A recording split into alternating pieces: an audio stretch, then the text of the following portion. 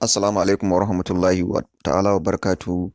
Barkanmu da kasancewa a cikin wani sabon shirin wanda muke kawo muku karatun littafi daga cikin dokokin tauye haƙƙi a sauƙaƙe wanda barista Hussein Ahmad Makari ya wallafa, ni kuma Abubakar Mu'azu Abubakar nake karantowa. Kamar yadda kuka sani a wancan lokaci mun tsaya a harafi na da, wanda yanzu za mu ɗora ka inda muka tsaya in Allah ya yarda. Harafi na da, ramuwa, retribution.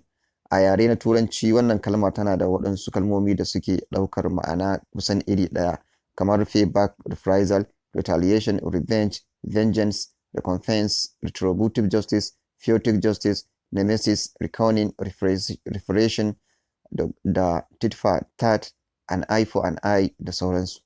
Haƙiƙa mai ƙara yana samun kansa a cikin wani yanayi na farin ciki yayin da ya ga doka ta hukunta wanda ake ƙara daidai da irin girman haƙƙin da ya tauyewa mai ƙara.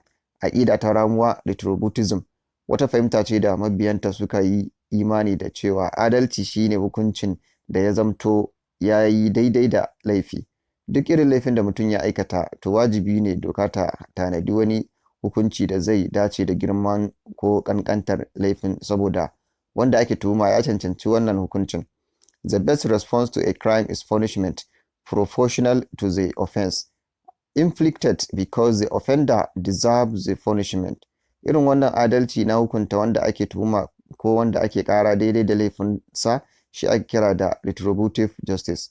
Harafi na A, kubutarwa, vindication. Kasancewar wanda ake ƙara mara laifi ne a idon shari'a, innocent, har sai kotu ta same shi da laifi, da yadda ya ke kallon kansa innocent, da kuma yadda a hannu ɗaya gama garin al'umma suke masa kallon mai laifi criminal tun kafin fara shari'a, yakan haifar da rashin nutsuwa da zulumi a zuciyar wanda ake ƙara. Don haka ba shi da wata hanya da zai kubuta daga wannan hali face ta hanyar wankan kotu. Abin nufi, fanni na tort yana zamo soso da sabulu wanda ake ƙara ta hanyar samar da gamsuwa da nutsuwa a ransa cewa ya kubuta.